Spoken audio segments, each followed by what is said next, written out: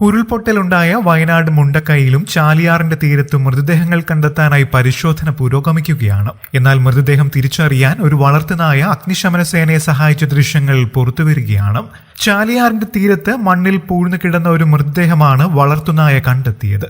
ചാലിയാർ പുഴ നീന്തിക്കടന്ന് അഗ്നിശമന സേനയുടെ കൂടെ ഏകദേശം 10 കിലോമീറ്ററോളം സഞ്ചരിച്ചാണ് നായ മൃതദേഹം കണ്ടെത്തിയതെന്ന് അഗ്നിശമന സേനാംഗം പറയുന്നു. രാവിലെ മുതൽ ഈ നായ ഞങ്ങളുടെ ടീമിനൊപ്പം ഉണ്ടായിരുന്നു. ഇടയ്ക്ക് വിശ്രമിക്കുവാൻ ഇരുന്നപ്പോൾ കയ്യിലുള്ള ബിസ്ക്കറ്റ് നൽകി. പിന്നെ വീണ്ടും ആ നായ ഞങ്ങളുടെ കൂടെ കൂടി. പുഴയുടെ ഒരു ഭാഗത്ത് എത്തിയപ്പോൾ നായ മണ്ണിൽ മാന്താൻ തുടങ്ങി. ആദ്യം ഞങ്ങൾ കാര്യമാക്കിയില്ല. വീണ്ടും നായ മണം പിടിക്കുന്നത് കണ്ട് ഞങ്ങളുടെ ടീം പോയി പരിശോധിച്ചപ്പോൾ ഒരു കൈയാണ് ആദ്യം കണ്ടത്. പിന്നെ തലയും കണ്ടു. ഒരു സ്ത്രീയുടെ മൃതദേഹമായിരുന്നു. മണ്ണിൽ ആഴത്തിലാണ് അത് കിടന്നിരുന്നത്. കൃത്യമായ പരിശീലനം ലഭിച്ചതുപോലെയായിരുന്നു നായയുടെ പെരുമാറ്റം. പുഴയ്ക്ക് അക്കരെയുള്ള പ്രദേശത്തെ വളർത്തു നായയാണ് ഇതെന്നാണ് നിഗമനം.